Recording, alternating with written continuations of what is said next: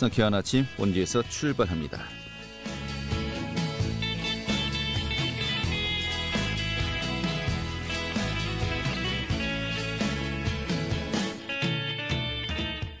네, 안녕하십니까. 12월 9일 수요일 아침 인사드리겠습니다. 상쾌한 아침 원주에서 출발합니다. 진행의 한태호입니다. 자, 오늘 아침도 공기가 무척 차갑습니다. 현재 원주 지역의 기온이 영하 3도, 어제만큼 역시 추운 날씨 이어지고 있는데요. 자, 그래도 낮부터는 추위가 살짝 풀리겠습니다. 원주 낮 기온 5도까지 오르면서 예년 이맘때 날씨를 회복하겠다고 하는군요. 자, 오늘 하늘 대체로 맑다가 오후에 중부지방부터 차차 흐려지겠고요. 또 밤 사이에 첫눈이 내린 곳도 있겠다고 합니다. 본격적인 겨울로 접어드는 요즘이 아닌가 싶습니다. 자, 오늘 준비한 소식 살펴보도록 하죠. 이 최근에 개소한 강원도 관광재단 소식 좀 준비했고요. 또 원주시 판부면에 주민들이 참여해서 만든 새로운 마을 둘레길이 조성되었습니다. 그 소식과 함께 또 영월군에 안심콜 서비스 도입된 내용도 함께 살펴보도록 하죠. 12월 9일 수요일 상쾌한 아침 원주에서 출발하겠습니다.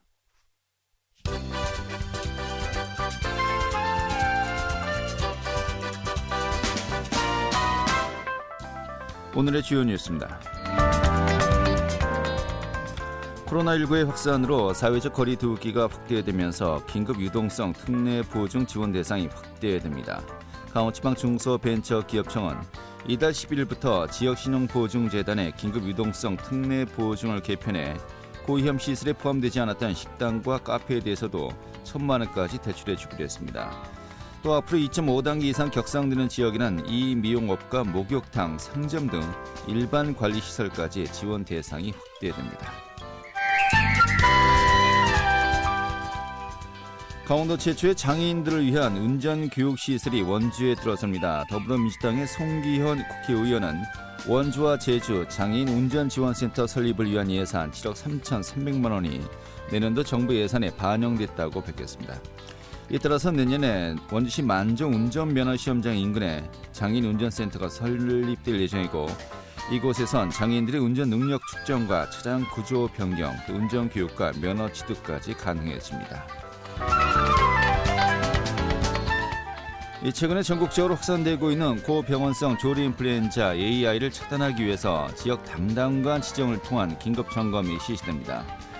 강원도는 이달 10일까지 농정국 소속 사무관을 18개 시군별 지역 담당관으로 지정하고 가금 농장을 대상으로 4단계 소독 이행 여부를 긴급 점검한다고 밝혔습니다. 오늘의 주요 뉴스였습니다.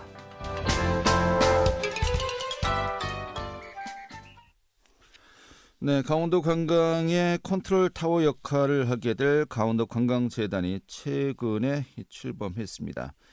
이 코로나19 상황 속에서 관광산업의 의존도가 높은 강원도, 이럴 때일수록 청정 이미지를 통한 국내 관광을 강화하고 또 인바운드 유치 준비를 해야 한다라는 것이 또 이제 설립된 최초의 그 당위성으로 설명이 되고 있는데요. 오늘 강옥희 대표이사 연결해서요, 강원도 관광재단에 관련된 이야기 들어보도록 하겠습니다. 대표님. 안녕하세요. 네, 반갑습니다. 정신 없으시죠? 예. 괜찮습니다. 정식 출범을 언제 한 거죠? 저희가 11월 25일 개소식을 통해서 공식 출범을 했습니다. 25월, 이제 한 20일 정도 돼가는 건가요? 네. 이제 보름 정도 돼가는 거로군요. 예. 뭐 준비할 게 참 많을 것 같습니다만은. 자, 먼저 강원도 관광재단, 좀 어떤 기구인지 먼저 설명부터 해주시죠. 네, 저희 재단은 우선 강원도를 대한민국 관광 1번지로 만들겠다는 목표도 출범했고요. 네. 기존에 강원국제회센터하고 해양관광센터가 있습니다. 이 두 개 기관이 합쳐졌고, 이 밖에도 그 국내외 관광객을 유치하기 위한 관광 마케팅을 수행하고 있습니다. 네. 좀 약간 추상적인 설명 같기도 하고요. 좀 세밀한 부분부터 여쭤보겠습니다. 네. 이 강원도 관광사업에 좀 여러 가지 플랜을 작성하고 또 네. 이것을 실행에 옮기겠다라고 이제 우리가 딱 이해하면 되지 않습니까? 그렇죠. 예. 근데 그 18개 시군이 있습니다. 또 각 지자체마다 또 관광사업을 육성하고 있고 또 저마다의 또 계획과 또 현재 좀 진행 상황이 있지 않습니까? 네. 이게 좀 자칫하면은 좀 옥상옥이 될 수도 있고요. 네. 또 사공이 많아서 또 좀 엉뚱한 곳으로 갈 수도 있는 것인데 네. 이런 부분도 어떻게 조정하는 겁니까?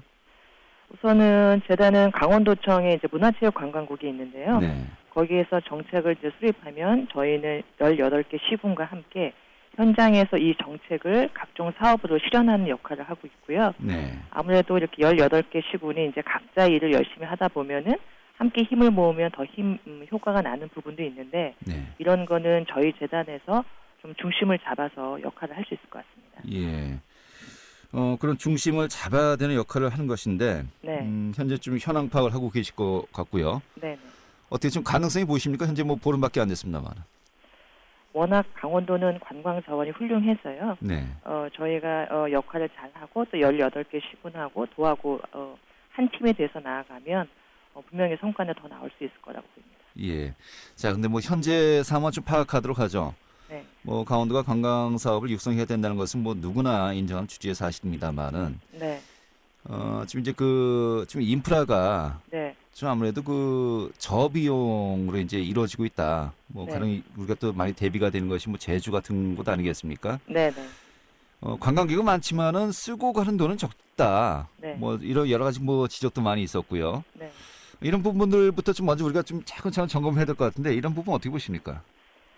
지금 국민들 대상으로는 사실 강원도가 숙박 관광지로 전국에서 1위거든요. 예.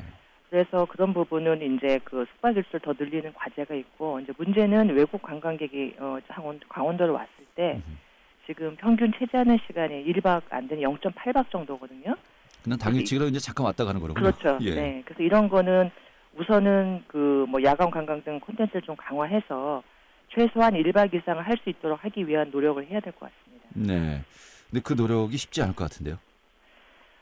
저희가 이제 보면은 여태까지는 동남아 단체 관광객 위주로 이제 많이 유치를 한 것 같아요. 아, 예. 그래서 제일 큰 시장인 중국하고 일본 쪽에서 관광객을 좀 많이 받아들여야 될 것 같고, 네. 또 단체 관광객 위주에서 요즘은 방한객의 한 70%가 개별 관광객이거든요. 네. 그래서 개별 관광객 수요를 더 많이 발굴해야 될 것 같고, 또 관광지도 이렇게 특정 관광지 집중, 예컨대 남이섬에 연간 100만 명이 가는데 나머지 지역은 전혀 안 가는 부분도 있습니다. 예. 그래서 이런 부분도 좀 저희가 노력을 해서 강원도에 좋은 관광지가 많으니까 외국 관광객을 좀 분산하는 그런 역할도 해야 될 것 같습니다. 예. 결국 이제 원석을 개발해야 되는 거 아니겠습니까? 네네. 이 강원도의 곳곳에 숨겨져 있는 원석 좀 어디가 있다라고 좀 평가하시고 있습니까? 이제 강원도는 삼척에서 고성까지 이제 해변 관광지가 제대로 조성이 되고 있어가지고 네.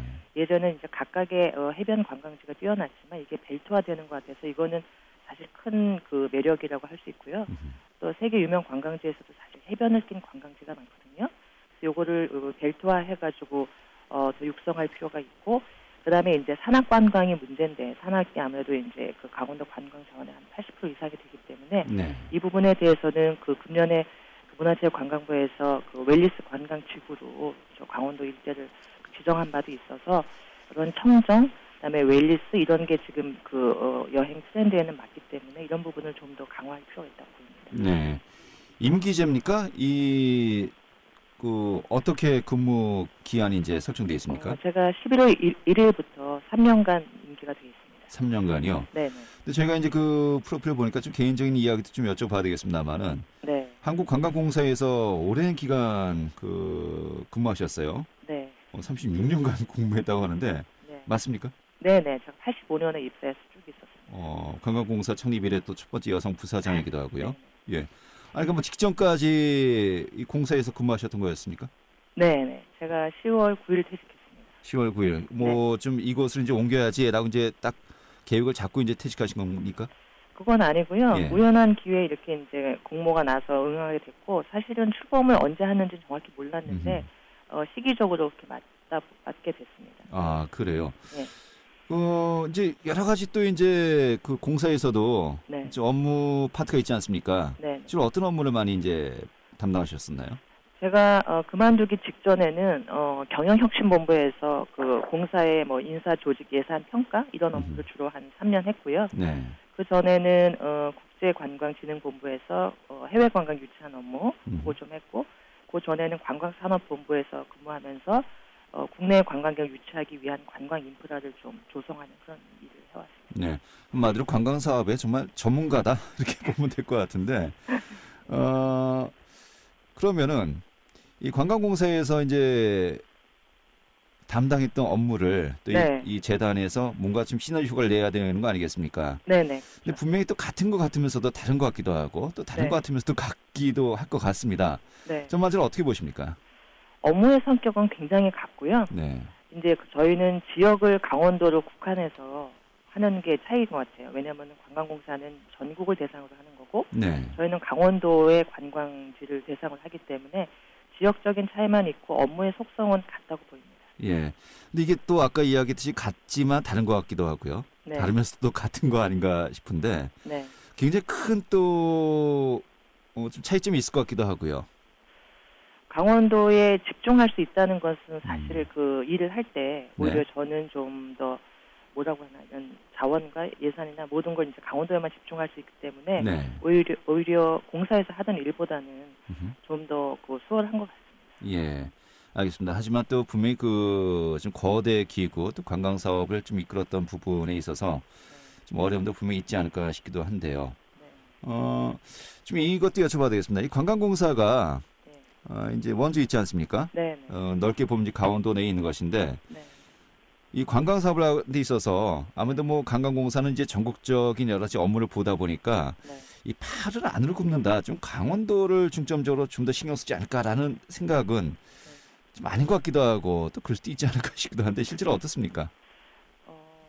저희가 이제 표시하기는 굉장히 어렵고요. 근데 이제 이런 건 있는 것 같아요. 다른 지역에서 관광공사가 원주에 있어서 특히 강원도를 더 신경 쓴 거 아니야? 이런 이제 눈초리 느끼고 있습니다. 웹에서 그렇게 보고 우리 또 그랬으면 좋겠고요. 알겠습니다. 결국 이제 이 질문을 드리고 싶은 것인데, 네. 결국 이제 관광공사와 또 강원도 문화재단 또 이제 관광사업 전반적인 시너지 효과를 내도록 또 우리가 함께 방향을 잡아야 되는 거 아니겠습니까? 네네. 그런 측면에서도 좀 고민이 많으실 것 같은데 어떻습니까? 이제 강원도만 딱 저희는 생각하기 때문에 강원도만을 이제 우선순위에 두는데 관광공사에서는 또 그렇기가 어려운 상황도 있긴 있거든요. 예. 그래도 어쨌든 열심히 하는 모습을 보여서 공사에서 강원도가 아니라 가장 열심히 하기 때문에 지원할 필요가 있다 이런 것을 기분 들게끔 일하려고 합니다. 알겠습니다. 이 재단의 임직원이 모두 몇 분이 이제 근무하는 거죠? 저희가 추가 인력 지금 확충 중에 있는데요. 네. 그러면은 36명으로 출범을 하고 예. 원래 46명인데 이제 코로나로 인해 가지고 단계별로 확장을 하는 걸로 방향을 잡았습니다. 네. 이 정도 인원이면은 지금 말씀하신 그런 업무들 하기에 뭐 충분할 것 같습니까? 도하고 협의회에서 이제 일정 부분 사업을 와서 수행을 하는 거에는 이제 할만하고요. 네. 이게 이제 재단에 더 많은 역할들이 부여될 수 있거든요. 네. 그러면은 그때 가서는 다시 또 이제 협의를 해야 될 필요가 있다고 봅니다. 뭐 당분간은 재단의 고유 업무보다도 이 재단을 정비하고 또 이제 런칭하는데 좀 더 무기를 들 수밖에 없겠군요. 아직 그렇습니다. 예. 자, 그리고 어떻게 보면은 이제 코로나19 때문에 이 관광 사업이 대폭 지금 위축돼 있는 상황 아니겠습니까? 네네. 이럴 때 어떻게 보면은 더 이 준비하고 또 계획을 잡고 이런 부분들을 좀 더 신경을 많이 써야 될 시기인 것 같은데 이런 부분들은 어떻게 좀 보낼 계획이신지요? 우선은 국내 관광 위주로 사업을 할 것이고요. 다행히도 이제 국내 관광 같은 경우는 작년과 일정 부분 비교해 보니까 오히려 좀 강원도로의 방문을 증가했거든요. 네. 그래서 국내 관광 위주로 적극 사업을 시작하고 해외 관광의 유치는 강원도에 대한 관심의 끈은 놓치지 않게끔 지속 유지는 할 텐데요. 예. 이번에 이제 코로나 상황을 겪고 나서 보니까 강원도가 가진 이미지 중에서 가장 확실한 게 청정 이미지거든요. 청정 관광 이미지. 이게 굉장히 빛을 발하는 것 같고 사실 코로나가 종식되더라도 백신들만 이제 접종하고 해서 종식되더라도 여전히 사람들이 목적지를 선정할 때는 머릿속에는 청정이라든지 안전이라든지 환경의 틀 안에서 선정할 것 같습니다. 그래서 강원도는 이런 부분을 더 극대화해서 보다 많은 국내외 관광객이 강원도를 찾게끔 하겠습니다. 예, 코로나19 비포와 코로나19 애프터로 이제 나뉘어진다고 하지 않습니까? 어떻게 보면 관광 사업도 가장 또 대표적인 어떻게 차이가 생길 그런 또 사업이 아닌가 싶습니다만 이에 대한 고민들이 많이 있어야 될 것 같기도 하고요. 아무튼 뭐 정부 발표를 보니까 빠르면 내년 2월, 늦어도 3, 4월이면 이제 백신 접종이 가능할 것 같거든요. 정말 겨울 동안 준비했다가 내년 봄 되면은 네. 다시 또 일상으로 돌아가면서 뭐 네. 예전보다 약간 다른 점이 있겠습니다만은 관광 사업도 그때부터 좀 기지개를 펼 것 같기도 하고요. 네. 그 전에 좀 준비 잘 해놓으셔야 되겠습니다. 네, 네, 그러겠습니다. 좀 자주 저희가 연결해서 이야기 들어야 되겠는데요. 네. 알겠습니다. 고생 많으시고요. 좀 정리되면 또 다시 한번 연결해서 이야기 듣도록 하겠습니다. 고맙습니다. 네, 고맙습니다. 네, 강원도 관광재단의 강옥희 대표이사였습니다.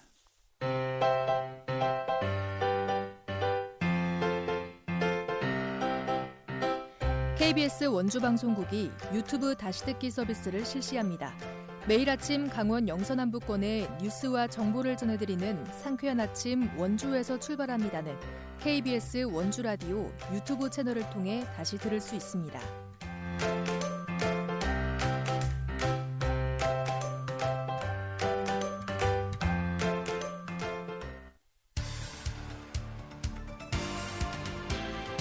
알찬 정보, 생생한 현장의 소식을 전해드립니다. 리포터 현장.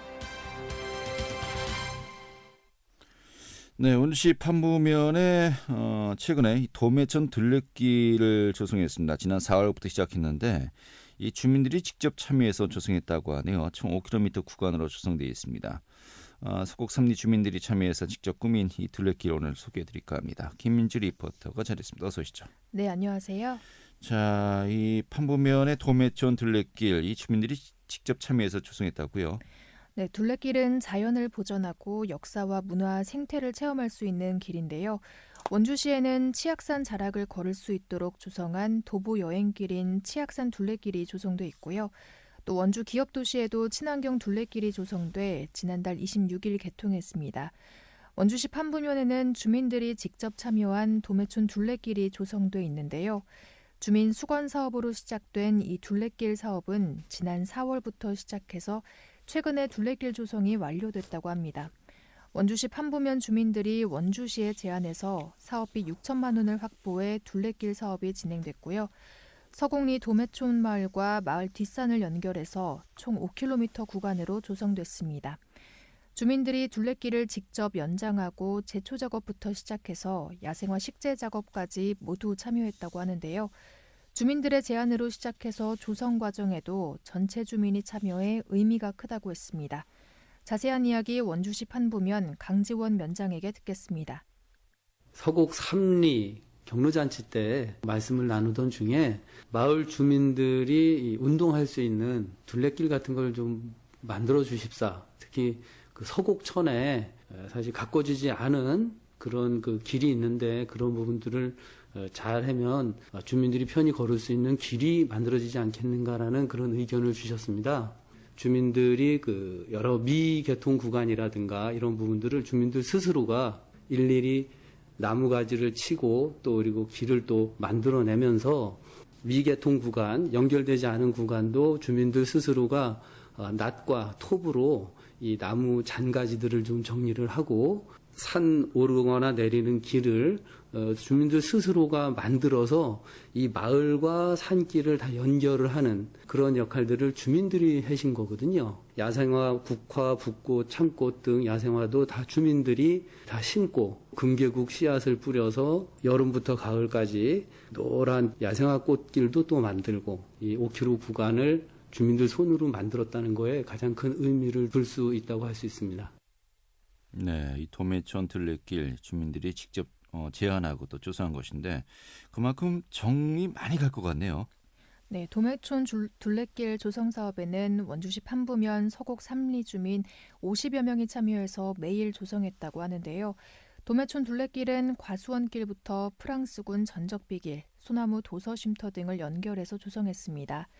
둘레길을 걷다 보면 마을과 서곡천 일대로 펼쳐진 아름다운 풍경을 감상하실 수 있는데요.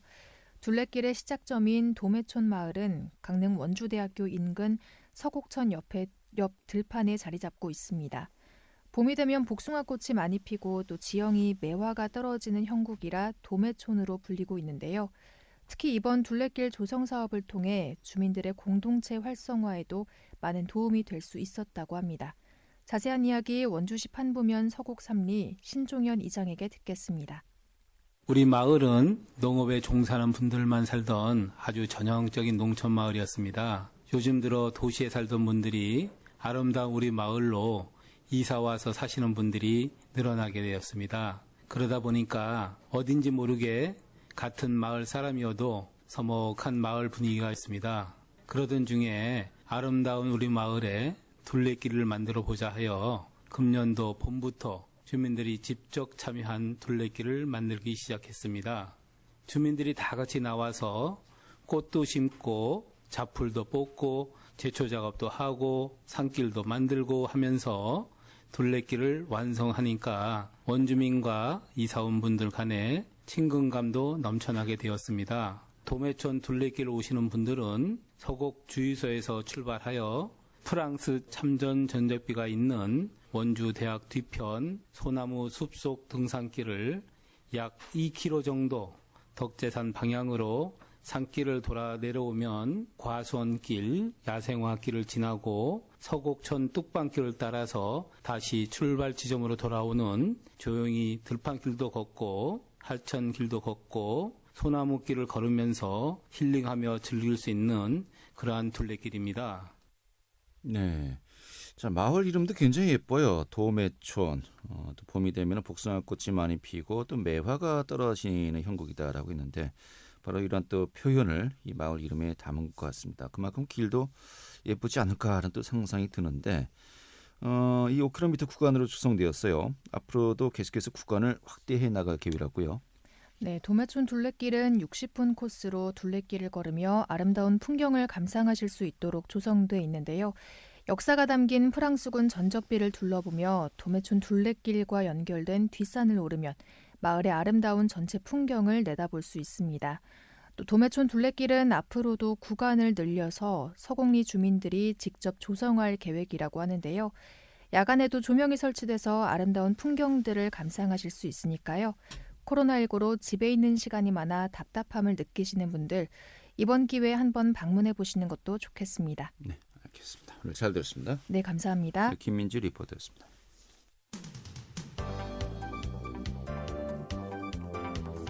생생한 현장, 유익한 생활 정보를 전해드리겠습니다.